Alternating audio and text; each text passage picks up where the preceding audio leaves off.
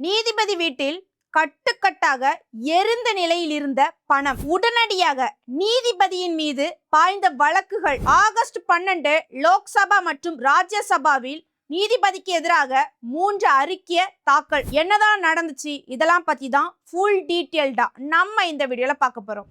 நான் ஜசோனா. இந்த வீடியோக்குள்ள போறதுக்கு முன்னாடி இந்த வீடியோ பத்தின கருத்து ஏதாவது உங்களுக்கு இருந்துச்சுன்னா தாராளமா கமெண்ட்ல சொல்லுங்க. ஏன்னா உங்களுடைய கமெண்ட்டை பார்த்துட்டு தான் நாங்க நெக்ஸ்ட் வீடியோ இன்னும் பெஸ்டா எடுக்கிறதுக்கு ரொம்பவே யூஸ்ஃபுல்லா இருக்கும். வாங்க வீடியோக்குள்ள போய் பார்த்து தெரிஞ்சுக்கலாம். ஃபர்ஸ்ட் என்ன நடந்துச்சு அப்படின்னு பாத்தீங்கன்னா, யாஸ்வந்த் வர்மா டெல்லியில உள்ள உயர் நீதிமன்ற நீதிபதியா இருந்தாரு. இவருக்கு டெல்லியில கவர்மெண்ட்ல இருந்து ஒரு பங்களா கொடுத்திருந்தாங்க. அந்த பங்களாவோட அட்ரஸ் என்ன அப்படின்னு பாத்தீங்கன்னா 30 துக்ளக் கிரேசட். இதுதான் அந்த பங்களாவோட முகவரி. சரியா? அப்போ அந்த பங்களால 2025 மார்ச் 14 ஒரு நைட்டு 11:30 மணி அளவு இருக்கும். சரியா?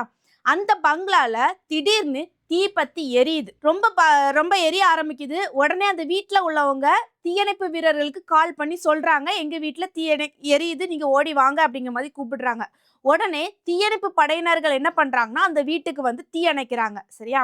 அணைச்சு முடிச்சுக்கிட்டு கடைசியில என்ன பண்றாங்க, எல்லா ரூமையும் செக் பண்றாங்க. ஏன்னா ஏதாவது ரூம்ல தீ இருந்துச்சுன்னா மறுபடியும் ஸ்ப்ரெட் ஆகும்ல, அதனால செக் பண்றாங்க. அப்படி ஒவ்வொரு ரூமா திறந்து பார்க்கும்போது ஒரே ஒரு ஸ்டோர் ரூம்ல என்ன இருந்துச்சு அப்படின்னு பாத்தீங்கன்னா 500 ரூபா கெட்டு நோட்டுகள் பாதி எரிஞ்சும் பாதி எரியாம நனைஞ்சு இருந்துச்சு. சரியா? உடனே இதை பார்த்து தீயணைப்பு வீரர்கள் என்ன பண்றாங்க அப்படின்னு பாத்தீங்கன்னா காவல்துறையினருக்கு இன்ஃபார்ம் பண்ணி சொல்றாங்க. உடனே காவல்துறை அதிகாரிகள் என்ன பண்றாங்கன்னா ஸ்பாட்டுக்கு பாக்குறாங்க. சரியா? அப்போ அந்த வீட்டுல யாரெல்லாம் இருந்தாங்க அப்படின்னு பாத்தீங்கன்னா யாஸ்வந்த் வர்மாவோட மகளும் யாஸ்வந்த் வர்மாவோட அம்மாவும் தான் இருந்தாங்க. சரியா? அதாவது மகளும் பாட்டியும். அப்ப யாஸ்வந்த் வர்மா எங்க இருந்தாங்க அப்படின்னு பாத்தீங்கன்னா போபால்ல இருந்தாங்க. அவரும் அவருடைய மனைவியும் இருந்தாங்க. இதுதான் இந்த கதையோட ஸ்டார்டிங். சரியா? தீ விபத்து நடந்து முடிஞ்சிச்சு. அதுக்கப்புறம் யாஸ்வந்த் வர்மா மீது என்னென்ன நடவடிக்கைகள் எடுத்தாங்க அப்படின்னு பாத்தீங்கன்னா இந்த தீ விபத்து நடந்து முடிஞ்ச சில நாட்களிலே இந்த சம்பவம் உச்ச நீதிமன்றம் வரைக்கும் போயிடுச்சு. எப்படி போச்சு அப்படின்னு பாத்தீங்கன்னா டெல்லியில இருக்கிற உயர் நீதிமன்ற நீதிபதி என்ன பண்ணிட்டாங்க, உச்ச நீதிமன்ற நீதிபதி கிட்ட சொல்றாங்க. அதுவும் எப்படி சொல்றாங்க அப்படின்னு பாத்தீங்கன்னா உயர் நீதிமன்ற நீதிபதி யாஸ்வந்த் வர்மா வீட்டுல இப்ப ரீசெண்டா தீ விபத்து ஏற்பட்டுச்சு. இந்த தீ விபத்துல தீயணைப்பு வீரர்கள் அணைக்கு போகும்போது அணைச்சு முடிச்சிட்டாங்க. ஒவ்வொரு ரூமா செக் பண்ணி பார்க்கும்போது ஒரே ஒரு ஸ்டோர் ரூம்ல 500 ரூபா கெட்டா பாதி எரிஞ்சு எரியாத நிலையில இருந்துச்சு. அப்படிங்கிற மாதிரி என்ன பண்றாங்க, உச்ச நீதிமன்ற தலைமை நீதிபதி கிட்ட சொல்றாங்க. உடனே உச்ச நீதிமன்ற தலைமை நீதிபதி என்ன முடிவு எடுக்கிறாங்க அப்படின்னு பாத்தீங்கன்னா ஒரு உள்நாக்க விசாரணை குழுவை அமைக்கிறாங்க. அதாவது 3 குழு கொண்ட ஒரு விசாரணை குழுவை அமைக்கிறாங்க. சரியா? அந்த குழு என்ன பண்ணாங்க அப்படின்னு பாத்தீங்கன்னா யாஸ்வந்த் வர்மா வீட்டுல இருக்கிற அந்த ஸ்டோர் ரூம்ல உள்ள புகைப்படங்கள் அப்புறம் வீடியோக்கள்லாம் இருக்குதுல்ல, அதை எல்லாத்தையுமே அந்த குழு ஆராயுது. சரியா? அந்த போட்டோவை பாக்குறாங்க. அந்த வீடியோக்கெல்லாம் பார்த்துக்கிட்டு ஒரு அறிக்கை ஒன்றை கொடுக்குறாங்க. அந்த அறிக்கையில என்ன சொல்றாங்க அப்படின்னு பாத்தீங்கன்னா இந்த ஸ்டோர் ரூம்ல பெரிய அளவுல பணம் இருந்துச்சு. அந்த அறையில நீதிபதி மற்றும் அவருடைய குடும்பத்தினர் கட்டுப்பாட்டுல தான் இருந்துச்சு அப்படிங்கிற மாதிரி அந்த 3 குழு அமைச்சிருந்தாங்களா, அந்த குழு சொல்லுச்சு. தலைமை நீதிபதி இந்த அறிக்கைகளை பார்த்துக்கிட்டு உடனே யாஸ்வந்த் வர்மாவை கூப்பிட்டு என்ன சொன்னாங்க அப்படின்னு பாத்தீங்கன்னா நீங்க ராஜினாமா செய்யுங்க, இல்லைன்னா விருப்ப ஓய்வு எடுங்க அப்படிங்கிற மாதிரி சொல்றாங்க. சரியா? உடனே யாஸ்வந்த் வர்மா அதை என்ன பண்ணிட்டாரு, மறுத்துட்டாரு. சரியா? அதுக்கு பிறகு உச்ச நீதிமன்றம் கொலிஜிய முடிவு செய்தாங்க. அவரை டெல்லியில இருந்த உயர் நீதிமன்ற நீதிபதியில இருந்து அலகாபாத் உயர் நீதிமன்றத்துக்கு மாத்தினது மட்டும் இல்லாம நீதி பணிகளை நீங்க இனி பண்ணக்கூடாது அப்படிங்கிற மாதிரி ஸ்டாப் பண்ணிட்டாங்க. சரி, ஓகே. இந்த சம்பவம் இத்துடன் முடிஞ்சா அப்படின்னு பாத்தீங்கன்னா முடியல. சரியா? இந்த சம்பவத்தெல்லாம் கேள்விப்பட்டுட்டு நாடாளுமன்றத்துல ஒரு பெரிய அலையா திரண்டுச்சு.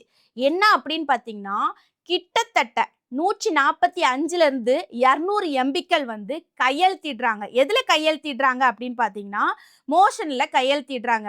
அதாவது இந்த நீதிபதி யாஸ்வந்த் வர்மா பதவி நீங்கணும், அவர் நீதிபதியில இருந்து பணியிடை பண்ணணும் அப்படிங்கிற மாதிரி கோஷமிட்டு கையெழுத்திடுறாங்க. அடுத்த கட்டமா என்ன நடந்துச்சு அப்படின்னு பாத்தீங்கன்னா 2025 ஆகஸ்ட் 12ஆம் தேதி லோக்சபால ஸ்பீக்கர் வந்து ஒரு முடிவெடுத்தாரு. ஒரு விசாரணை குழுவை அமைச்சாரு. சரியா? அந்த குழு வந்து விசாரணை பண்ணணும் அப்படிங்கிறதுக்காக விசாரணை குழு அமைச்சாரு. அதுக்கப்புறம் வந்து விசாரணை நடந்துட்டு இருக்கும்போது இந்த நீதிபதி யாஸ்வந்த் வர்மா என்ன பண்றாரு, பதவி விலகல் பண்றாரு. சரியா? அதாவது விசாரணை நடந்துட்டு இருக்கும் போதே பதவி விலகல் பண்றாரு. கிட்டத்தட்ட இந்த எம்பிக்கள் வந்து கையெழுத்திட்டு எத்தனை மாசத்துல பதவி விலகுறாரு அப்படின்னு பாத்தீங்கன்னா, ஒரு 8ல இருந்து 9 மாசம் கழிச்சு தான் இந்த யாஸ்வந்த் வர்மா வந்து பதவி விலக்கம் பண்றாரு. சரி, ஓகே. அதுக்கப்புறம் என்ன நடந்துச்சு அப்படின்னு பாத்தீங்கன்னா, நேத்தைக்கு ஆகஸ்ட் 12ஆம் தேதி 2026 அன்னைக்கு என்ன நடந்துச்சுன்னா, இந்த அறிக்கைய லோக்சபா மற்றும் ராஜ்யசபா, அதாவது மக்களவை, மாநிலங்களவை சொல்லுவோம்ல, இந்த அவைகள்ல 2 அவைகள்லையுமே ஒரே நேரத்துல இந்த அறிக்கைகளை தாக்கல் செய்யப்பட்டுச்சு. சரியா? ராஜ்யசபால யார் செஞ்சாங்க அப்படின்னு பாத்தீங்கன்னா, செயலாளர் ஜெனரல் பி.சி. மோடி தாக்கல் செஞ்சாங்க. லோக்சபாலையும் அதே போல் செயலாளர் ஜெனரல் தாக்கல் செய்யறாங்க. சரியா? இந்த முக்கிய அறிக்கைகளை அதுல 3 முக்கிய அறிக்கைகள் வந்து சொல்லப்பட்டுச்சு. அது என்ன அப்படின்னு பாத்தீங்கன்னா, அதிகாரப்பூர்வ வீட்டில் விலக்கப்படாத பெரிய அளவு பணம் இருந்தது. அதன் ஆதாரம், உரிமை பற்றி திருப்திகரமான விளக்கம் இல்லை.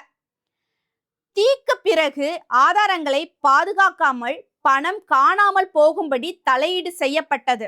சரியா? அவர் அளித்த விளக்கங்கள் தவிர்க்கும் தன்மை கொண்டவை, முழுமையற்றவை மற்றும் தவறாக வழிநடத்தும் வகையில் இருந்தது.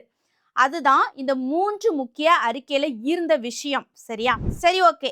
யாஸ்வந்த் வர்மாவை குறித்து ஸ்டார்டிங்ல இருந்து இப்போ வரைக்கும் நம்ம எல்லா டீட்டெயிலுமே பார்த்துட்டோம். இது வரைக்கும் நடந்த சம்பவம் இதுதான். இனி என்ன பண்ண வாய்ப்பு இருக்குது அப்படின்னு பார்த்தீங்கன்னா, எஃப்ஐஆர் பண்ண வாய்ப்பு இருக்குது, சிபிஐ விசாரணை நடக்கிறதுக்கு வாய்ப்பு இருக்குது. ஏன்னா அதிக அளவுல கட்டுக்கட்டாக கிடைத்த பணம். அது மட்டும் இல்லாம ஆல்ரெடி உச்ச நீதிமன்றத்துல இருந்து 3 குழு அமைச்சாங்களா, அந்த குழுவுமே என்ன சொல்லியிருக்காங்கன்னா, இது இவங்க கண்ட்ரோல்ல, இவங்க கட்டுப்பாட்டுல இருந்த ரூமு தான் அப்படிங்கிற மாதிரி சொல்லியிருக்கிறாங்க. சரியா? ஏன்னா வீடியோஸ் ஃபுட்டேஜ் எல்லாமே பார்த்துக்கிட்டு தெளிவா சொல்லியிருக்கிறாங்க. அதனால இப்போ யாஸ்வந்த் வர்மா பதவி விலக்கம் பண்ணிட்டாரு. நான் பதவியிலேருந்து நீங்கிடுறேன்ப்பா அப்படிங்கிற மாதிரி விலகிட்டாரு. இனி அடுத்த கட்ட விசாரணை வந்து கண்டிப்பா நடக்கும். இன்னும் தகவல் வந்து அதிகபூர்வமாக வெளியாகலை. இனி அடுத்து என்ன நடக்க போகுது எல்லாமே ஏதாவது டீட்டெயில் அப்டேட் ஏதாவது வந்துச்சுன்னா நான் உங்கள்கிட்ட வந்து சொல்கிறேன். இந்த வீடியோ பார்க்குற நீங்கள் இந்த நீதிபதி யாஸ்வந்த் வர்மா மீது நீங்கள் என்ன நினைக்கிறீங்க? உங்களுடைய கருத்தை கமெண்ட்ல சொல்லிட்டு போங்க. நெக்ஸ்ட் ஒரு வீடியோவில் சந்திக்கிறேன். பாய்.